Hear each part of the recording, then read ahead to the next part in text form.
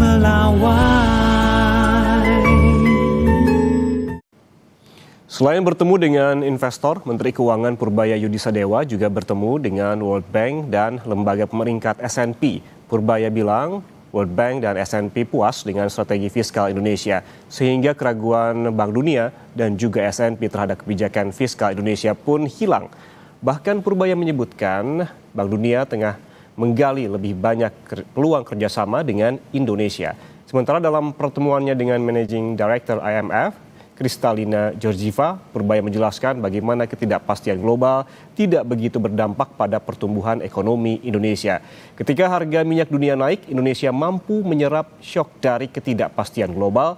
Usai mendengar penjelasan tersebut, Purbaya mengklaim IMF senang dengan situasi ekonomi Indonesia.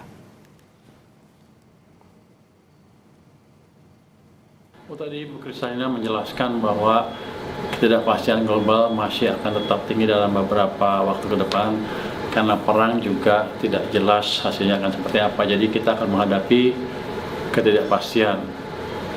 Yang jelas saya tanya ke dia apakah ada kebijakan khusus dari IMF untuk membantu mengurangi ketidakpastian.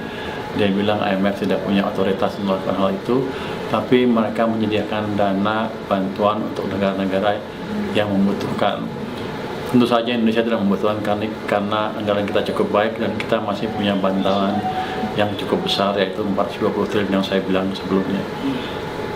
Ya, mereka agak bingung sebetulnya tadinya kenapa kita bisa bertahan di tengah keadaan global yang seperti ini, tapi saya jelaskan bahwa memang kita sudah merubah kebijakan sejak akhir tahun lalu dan dampaknya sudah jelas.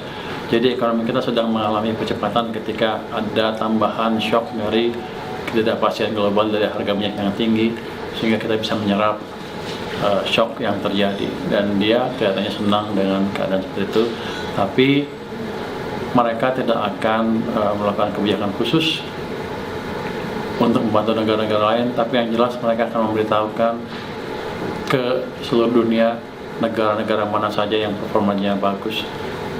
World Bank dan rating agency amat puas dengan penjelasan kita tentang strategi kita. Jadi keraguan tentang apakah kita bisa menjalankan kebijakan yang fiskal yang baik dan menciptakan pertumbuhan yang baik pada saat yang bersamaan sepertinya sudah hilang. World Bank bahkan menggali lebih dalam bentuk kerjasama yang saling menguntungkan antara kita dengan World Bank.